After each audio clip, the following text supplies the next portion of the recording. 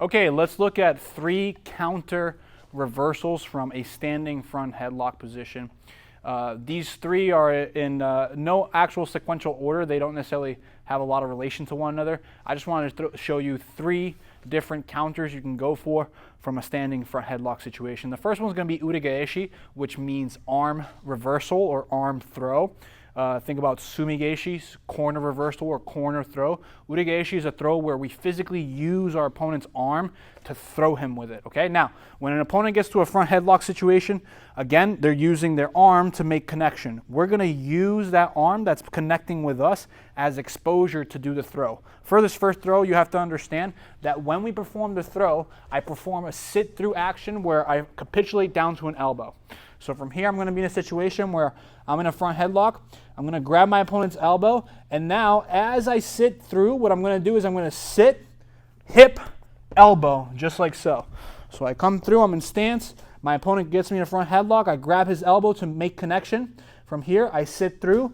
Off that sit through, I capitulate down to my hip, down to an elbow, and then by that time, your opponent's going to be already flying, okay? Uke, make sure that when you drill this, shoulder roll, okay? Don't resist. If you resist, you can get yourself knocked out, okay?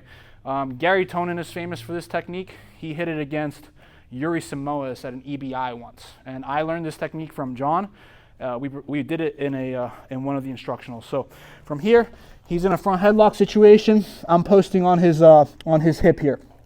Now from here, in order to set up udegeshi, I'm going to hit initial circling motion, where from here I'm going to circle away, and I'm going to start to get motion going that way, okay? So typically I don't want to just hit it from a static situation. He's going to be able to feel my sit-through coming. What I'm going to do is I'm going to circle 1, circle 2, and off that motion I'm going to perform my throw.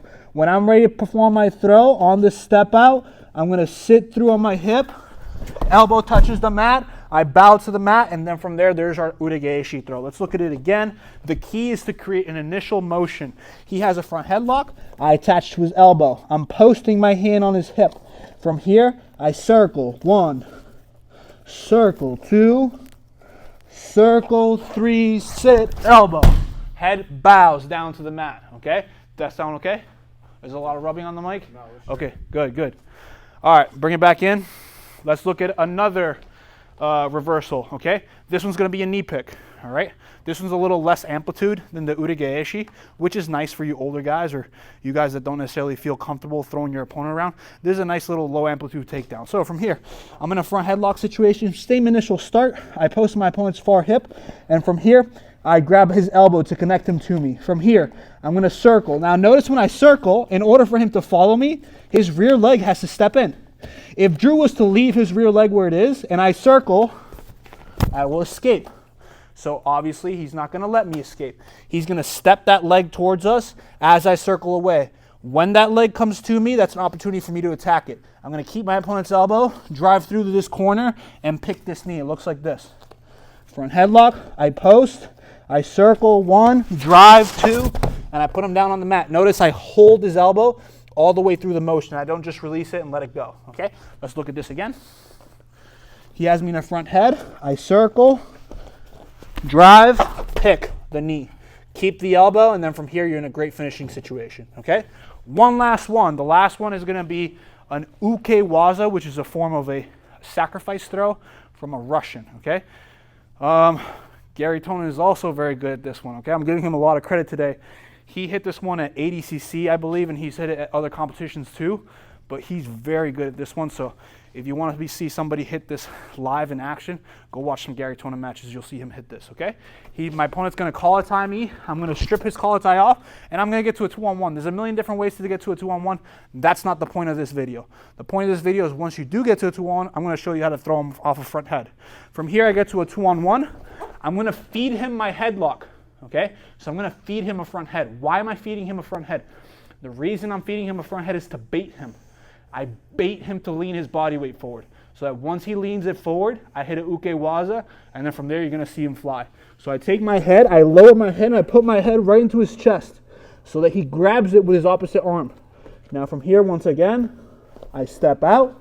Once I step out, I capitulate down to my right hip. I block the far foot.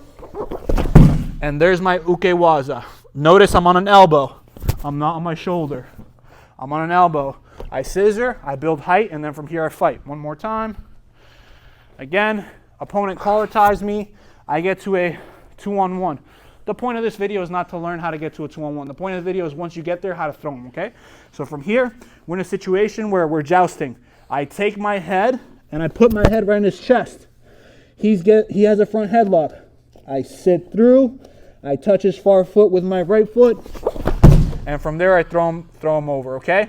I scissor my legs, build height, and now from here we're in a good fighting position, okay guys? If you like the video, make sure to like it, share it with somebody else so they can see it. Ciao.